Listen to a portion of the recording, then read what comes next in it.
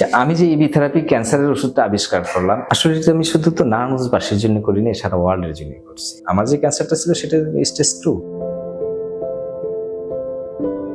Cancer আসলে বিভিন্ন কারণেই হইতে পারে, একটা কারণ আমরা মেন করি না, এটা একাধিক একাধিক কারণ।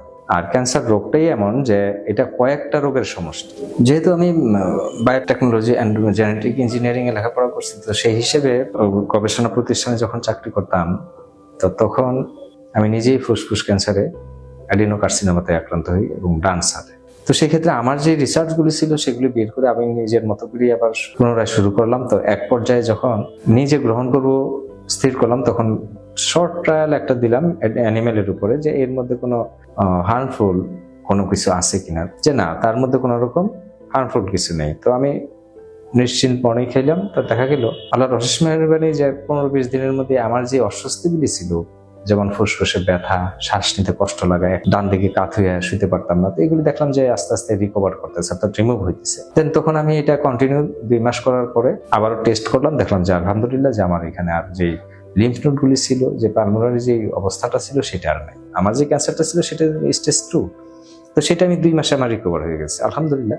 আমি যে ইবি থেরাপি ক্যান্সারের ওষুধটা আবিষ্কার করলাম, এটা এই কাজটাই করে যে আমার ডিএনএ, আরএনএ, নিউক্লিয়াস অর্থাৎ পুরো সেল সাইকেলটার উপরে সে কাজ করে। কারণ এখানেই তো মেন সমস্যাটা, সেল সাইকেলে যদি কোনো সীমাবদ্ধতা থাকে এগুলি সে রিপেয়ার করে এবং পূর্ণাঙ্গভাবে পুনরায় কর্মক্ষম করে তোলে। খুব দ্রুতই দেখা গেছে 1 থেকে 2 মাসে রোগী ক্যান্সার আক্রান্ত তারা সুস্থ হয়ে যেতেছে। এই মেডিসিন নিয়ে যারা সুস্থ হইতেছে তারাও পুনরায় আক্রান্ত হয়েছে, এটা রেকর্ড কম।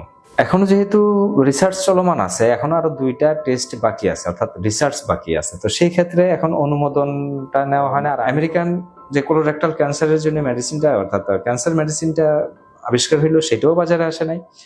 রাশিয়া যেটা করলো সেটাও বাজারে আসে নাই, এবং আমি যেটা করছি সেটাও বাজারে আসে নাই। কারণ এই ধরনের আসলে কি, এই ধরনের বেসিক ইনভেনশনগুলি এমনই একটা অবস্থা, অনেক কাজগুলি মেনটেন করে তারপর আগাইতে হয়।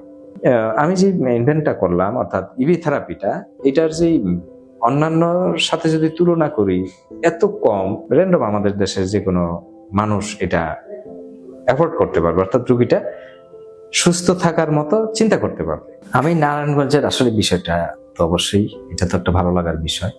আসলে এটা আমি শুধু তো নারায়ণগঞ্জবাসীর জন্য করিনি, সারা ওয়ার্ল্ডের জন্য করছি। এটা শুধু নারায়ণগঞ্জবাসীর গর্ব না, এটা আমি মনে করি বাংলাদেশের একটা গর্ব, যদি আমি এটা সাকসেসফুলি সামনে আগায় নিতে পারি।